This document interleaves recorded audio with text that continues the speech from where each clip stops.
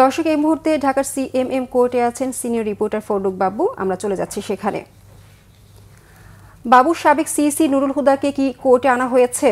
দ্বিতীয় দফায় কতদিনের রিমান্ড চাইবে পুলিশ? এ নিয়ে কি তথ্য আছে আপনার কাছে? আমাদেরকে জানাবেন।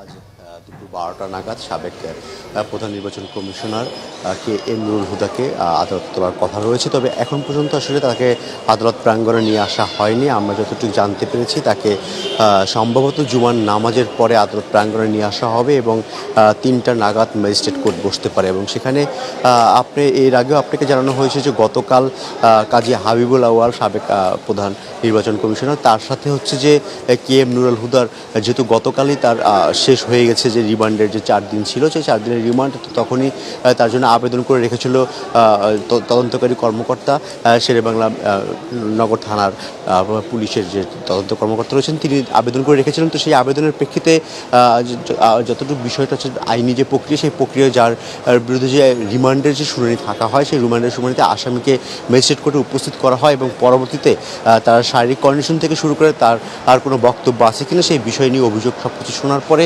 পরবর্তী ম্যাজিস্ট্রেট আবারও সিদ্ধান্ত নেয় তাকে রিমান্ডে পাঠানো হবে নাকি জেল গেটে পাঠানো হবে, জেল গেটে রিমান্ডের জন্য পাঠানো হবে। সেই বিষয়গুলো আসলে সিদ্ধান্তের জন্যই গতকালই ম্যাজিস্ট্রেট বলে দিয়েছেন যে আজকে শুনানির কথা। সেই শুনানির সময় আসলে নির্ধারণ ছিল দুপুর 12টা। তবে আজ বিশেষ কোর্ট বসার কারণে সেই কোর্টটি আমরা যতটুকু জানতে পারলাম যে সেটি জুমার নামাজের পরে হবে। রেখা, এই ছিল এখন পর্যন্ত এখান থেকে সমস্ত তথ্য। বাবু, আপনাকে ধন্যবাদ।